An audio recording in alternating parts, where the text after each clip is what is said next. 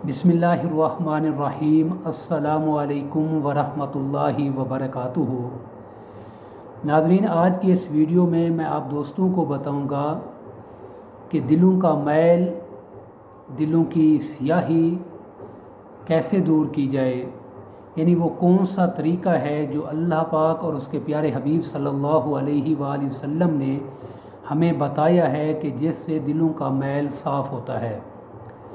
हदीस पाक में आता है कि हजूर नबी अकरम सल्लल्लाहु अलैहि वसल्लम ने इरशाद फरमाया, जब कोई मोमिन गुनाह करता है तो उसके दिल पर स्याह धब्बा लग जाता है, और जब वो तौबा और इस्तिग़फ़ार करता है, यानी अल्लाह पाक की बारगाह में अपने गुनाह की मुआफ़ी मांगता है, तो वो स्याह धब्बा दूर हो जाता है।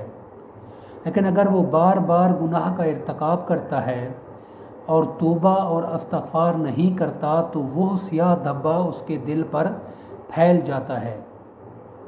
फिर आप सल्लल्लाहु अलैहि वसल्लम ने कुरान पाक की ये आयत तिलावत फरमाई, जिसमें इरशाद बारी ताला है, हरगिज़ नहीं जैसा ये लोग समझते हैं, बल्कि इनके दिलों पर इनके बद आमालियों की वजह से, आमाल बद की वजह से जंग चढ़ गया है। मुस्नद अहमद और तिरमिज़ी शरीफ में ये रिवायत मौजूद है। इसी तरह एक और हदीस पाक में आता है कि हजूर नबी अकरम सल्लल्लाहु अलैहि वसल्लम ने फरमाया, क्या मैं तुम्हें तुम्हारी बीमारी और दवा न बताऊं?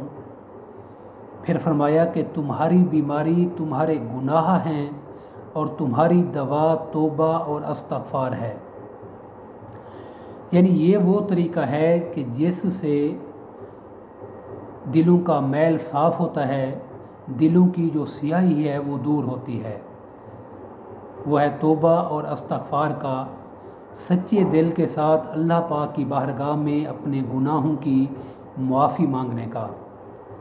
और इसी में हमारी बीमारियों की, हमारी ज़हरी बीमारियों की, हमारी बातनी बीमारियों की दवा है।